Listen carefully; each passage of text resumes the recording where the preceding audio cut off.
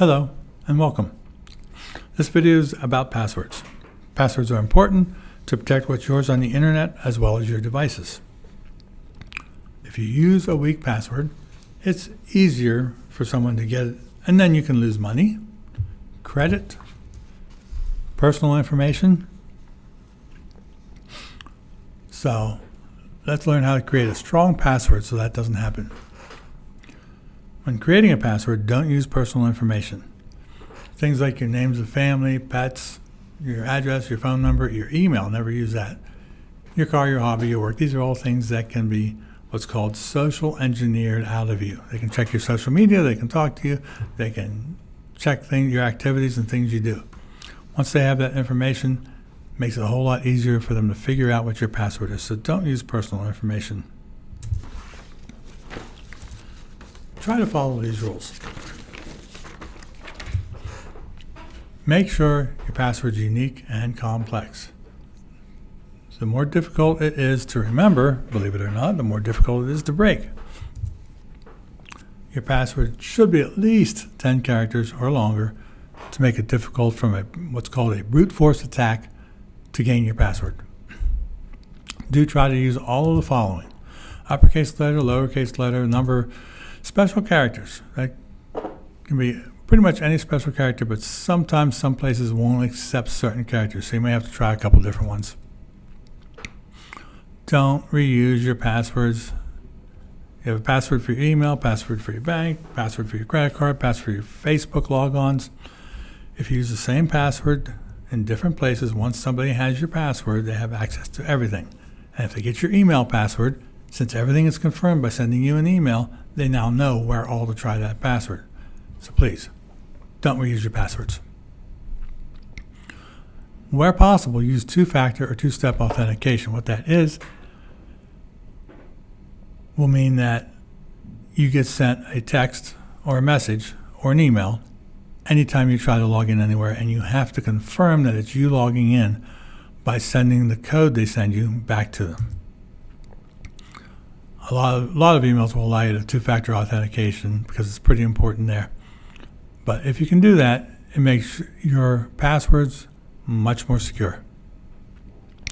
If you do use two-factor authentication, make sure if you change your phone number for any reason, you immediately change it in the settings so that you won't get locked out yourself.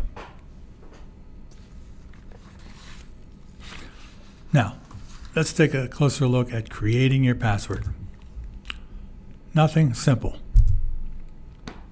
A series of numbers is very simple and very easy to break. Common words like password are very easy to break. Like default, very easy to break. You can see here where it shows you how long it would take to break a password. A string of numbers that are all the same. Those are bad things for passwords, common, almost everybody knows them, so let's not use that. You should have a long password. Now, that's not to say use the word long. As you can see, that's no good as a password. I mean a long password, lots of characters. Yes, going to be harder to type in, going to be harder to remember, but I'm going to make that easier for you. But as you can see, if it's long enough, it takes a super long time to break it. It's pretty secure. You do want to use a mix of characters like we discussed earlier. Having a long password is hard to break, but if you mix the characters up, you can see how much longer it takes to break. So we want to use a mix of characters.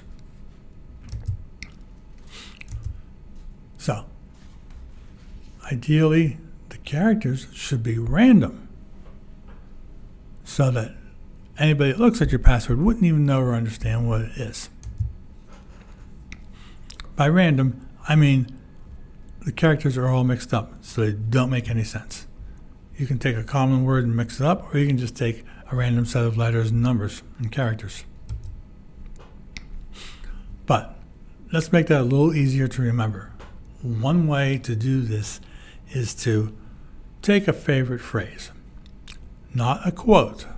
If you're going to do a Shakespeare quote or a line from a play or a movie, if it's common, especially if it's well known, like singing in the rain. Okay, that's like just having a common word like password or default. Password breakers know to use those. But what you want to do is take a long phrase, something you will remember word for word. Just grab the first letter of each one of those words. Now take a couple of those letters and turn them into characters by substituting a special character or a number for those letters. And finally, you're going to make those letters in both capital and lowercase. You will have to remember which ones you substituted and which ones you made capital and lowercase. Aside from that, it's going to be easy because if you know the phrase, like this one here, you can remember it and type it in real easy.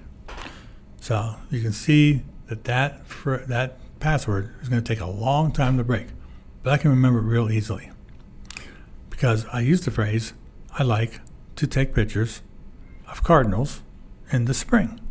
Now you can see I've got capital letters and I have lowercase letters. I have an exclamation point for I, for in, a 7 for a T, and an S for spring. So I like to take pictures of cardinals in the spring. Easy to remember if I remember that phrase. Easy to type because it's only 10 characters, but it's long enough and random enough and complex enough. It's going to take a long time to break.